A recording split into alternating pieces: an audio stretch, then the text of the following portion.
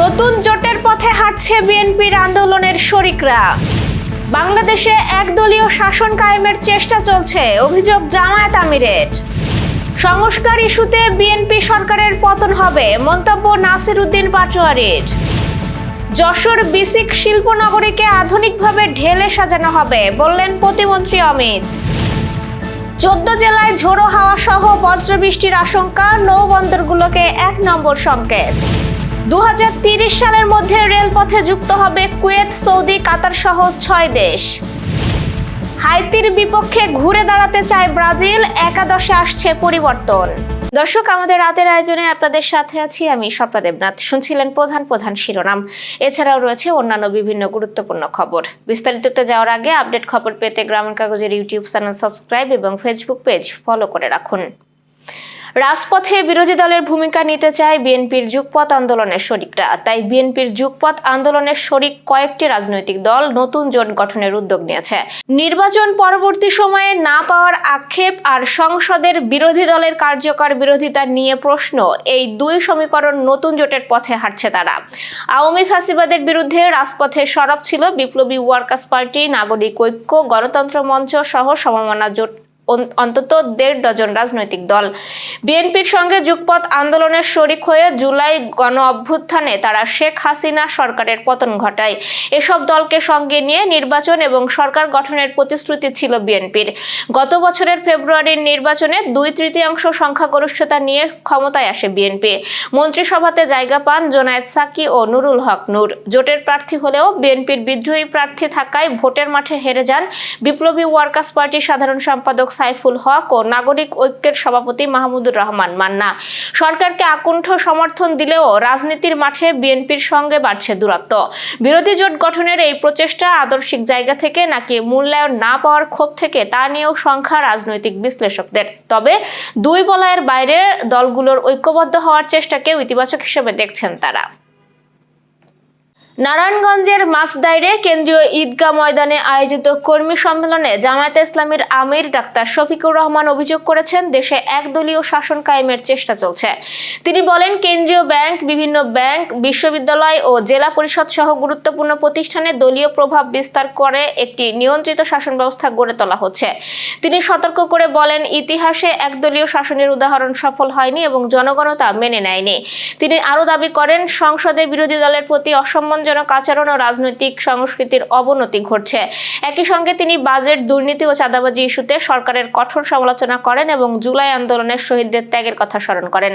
Doctor Shafiqur Rahman বলেন, জনগণের প্রত্যাশা পূরণ না হলে রাজনৈতিক অস্থিরতা তৈরি হবে এবং দেশের ভবিষ্যৎ অনিশ্চিত হয়ে পড়বে।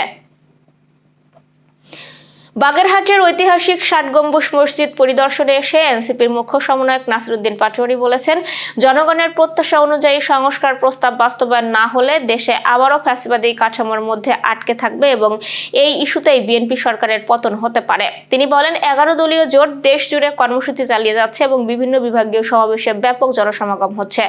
একই সঙ্গে আওয়ামী লীগের নেতাকর্মীদের বিচারের আওতায় আনা, প্রশাসন ও বিভিন্ন প্রতিষ্ঠানের দলীয়করণ বন্ধ এবং শহীদদের নামে বিভিন্ন স্থাপনার নামকরণের আহ্বান জানান তিনি। এ সময় জেলা এনসিপি ও বৈষম্য বিরোধী ছাত্র আন্দোলনের নেতারা উপস্থিত ছিলেন।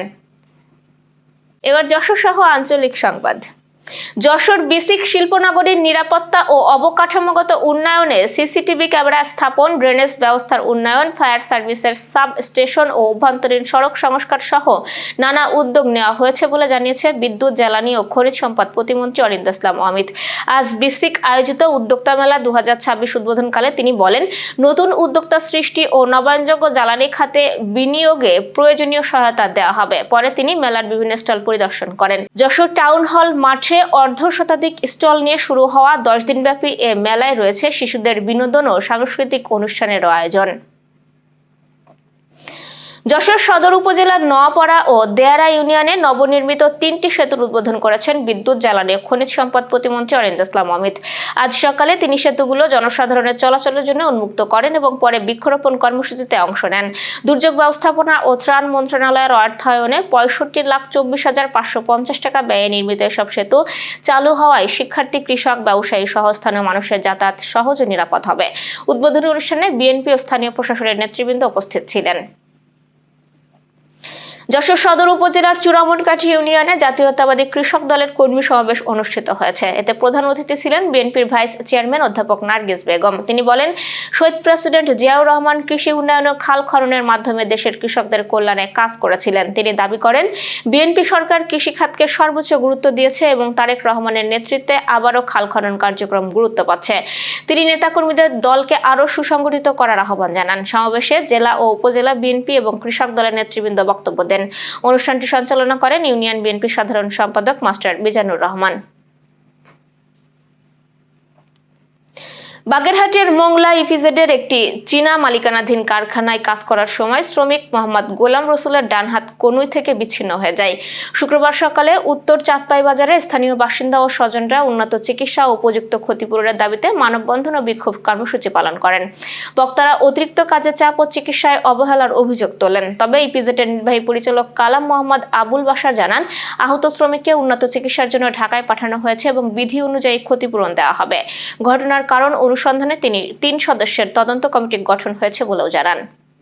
বাগেরহাটের মোরেলগঞ্জে পার্টনার ফিল্ড স্কুল কংগ্রেসের প্রশিক্ষণ উদ্বোধন করে সংসদ সদস্য অধ্যক্ষ আব্দুল আলিম জানিয়েছেন, নিরাপদ খাদ্য উৎপাদনে কৃষকদের অগ্রণী ভূমিকা রাখতে হবে এবং কীটনাশকের ব্যবহার কমাতে হবে। উপজেলা কৃষি সম্প্রসারণ অধিদপ্তরের আয়োজনে অনুষ্ঠিত এই প্রশিক্ষণে 70 জন কৃষক ও 30 জন প্রতিনিধি অংশ নেন। পরে তিনি জাতীয় ফল মেলার স্টল পরিদর্শন করেন। আবহাওয়ার সংবাদ। তীব্র গরমের মধ্যে আষাঢ়ের বৃষ্টিতে নতুন রূপে সাজছে প্রকৃতি। তবে দেশের সর্বোচ্চ তাপমাত্রা এখনো বিরাজ করছে 36 ডিগ্রির ঘরে। এই অবস্থায় আজ রাতের মধ্যেই ঢাকা সহ দেশের 14 জেলার ওপর দিয়ে ঝোড়ো হাওয়া সহ বৃষ্টি অথবা বজ্রসহ বৃষ্টি হতে পারে।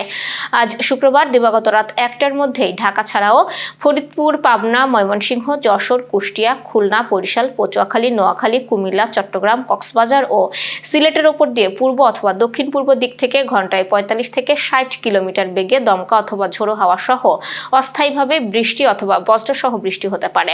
এসব এলাকার নৌবন্দরগুলোকে 1 নম্বর সংকেত দেখাতে বলা হয়েছে। এদিকে মৌসুমী বায়ু সক্রিয় থাকায় আগামী 5 দিন দেশের বিভিন্ন অঞ্চলে বৃষ্টি অথবা বজ্রসহ বৃষ্টির পূর্বাভাস দিয়েছে আবহাওয়া অধিদপ্তর। আন্তর্জাতিক সংবাদ। গালফ কোঅপারেশন কাউন্সিলের উদ্যোগে কুয়েত, সৌদি আরব, বাহরাইন, কাতার, সংযুক্ত আরব আমিরাত ও ওমানকে যুক্ত করে একটি বিশাল রেল নেটওয়ার্ক গড়ে তোলা হচ্ছে, যা 2030 সালের মধ্যে চালুর লক্ষ্য নির্ধারণ করা হয়েছে। প্রায় 2117 কিলোমিটার দীর্ঘ এই প্রকল্পে যাত্রীবাহী ট্রেন ঘন্টায় 200 থেকে 300 কিলোমিটার গতিতে চলবে এবং বাণিজ্য ও পরিবহন ব্যয় কমাবে। বর্তমানে প্রকল্পটি প্রায় 50% কাজ সম্পন্ন হয়েছে বলে জানা গেছে। এটি উপসাগরীয় অঞ্চলের অর্থনীতি ও যোগাযোগ ব্যবস্থায় নতুন মাত্রা যোগ করবে। Renaissance hospital and diagnostic centre. রেনেসাতেই মিলছে কম খরচে উন্নত সেবা। তাই নিশ্চিন্তে আমাদের সেবা নিন, সুস্থ থাকুন। Renaissance hospital and diagnostic centre, সদর হাসপাতাল মোড়, দরাটানা, যশোর।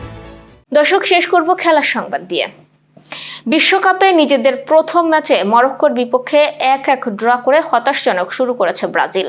আগামীকাল সকাল 6:30টায় হাইতির বিপক্ষে দ্বিতীয় ম্যাচে মাঠে নামবে সেলেসাওরা। ম্যাচটি ঘিরে দলে পরিবর্তন আনার ইঙ্গিত দিয়েছে কোচ কার্লো আনচেলত্তি। ব্রাজিলিয়ান গণমাধ্যম গ্লোবো স্পোর্তো জানিয়েছে, একাদশে 2 থেকে 3টি পরিবর্তন আসতে পারে।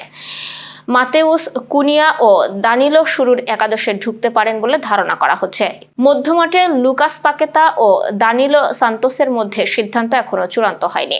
আনচেলত্তি জানিয়েছেন, খেলোয়াড়দের আরও সুযোগ দেওয়া হবে এবং দলীয় পারফরমেন্স উন্নত করাই মূল লক্ষ্য। ধারণা করা হচ্ছে ব্রাজিল 4-3-3 ফরমেশনে খেলতে পারে, যেখানে আক্রমণে থাকবেন রাফিনিয়া, ভিনিসিয়াস ও কুনিয়া। এই ছিল আজকে রাতের আয়োজন। এরপর সকালের খবর দেখার আমন্ত্রণ জানাচ্ছি। বিদ্যুৎ ব্যবহারে সাশ্রয়ী হন এবং সেই সাথে সচেতন হন পানির অপচয় রোধে এবং হাম ও মশাবাহিত রোগ সম্পর্কে। শুভরাত্রি।